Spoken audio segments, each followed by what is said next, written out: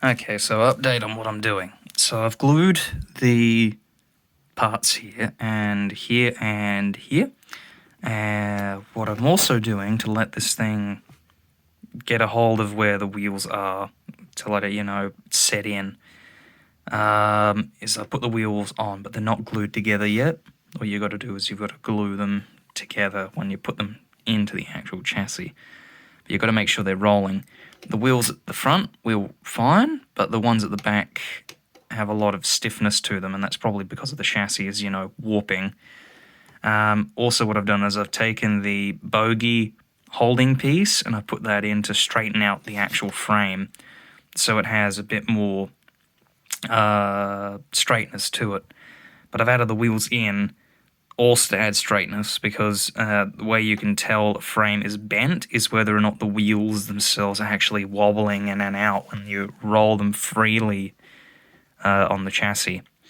So I will take the wheels off once the actual frame itself has set and the glue between the two or the three connecting pieces here have actually set in. I've also glued this part in for good measure, but I should mention I will get to painting this once it's glued in properly, and then once it's glued in properly, then we can get to all the other bits and pieces along here. Speaking of which, the tender is probably going to be the easiest part to do, but I decided to do the chassis first because it's always a ball ache to do. And that's mostly because if you get a more modern Dapol kit, you've got to make sure that you do it rather quickly, because their plastic molds often have a habit of warping, and also if someone holds the bag even slightly incorrectly, you can also damage the parts. That's because of my experience with them. Well, it's been my experience with them, but I'm not sure how other people have fared with Dapol kits before, but yeah, I guess I'll continue much later. I'll see you guys back when this thing's actually fully set. Probably take a few hours. In the meantime, what glue did I use? Revell.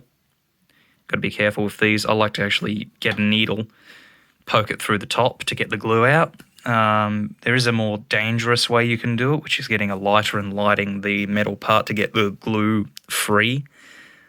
But I wouldn't recommend it because it's highly flammable.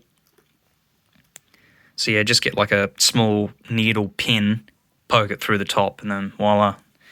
But then, of course, you've got to make sure that the glue doesn't just continuously leak, so I recommend having like a tissue box on standby to get a tissue and bleed the glue out to make sure it stops. But other than that, I'm going to get rid of that tub with like soapy water because it's all cold and shite now, so we'll get back to you people much later.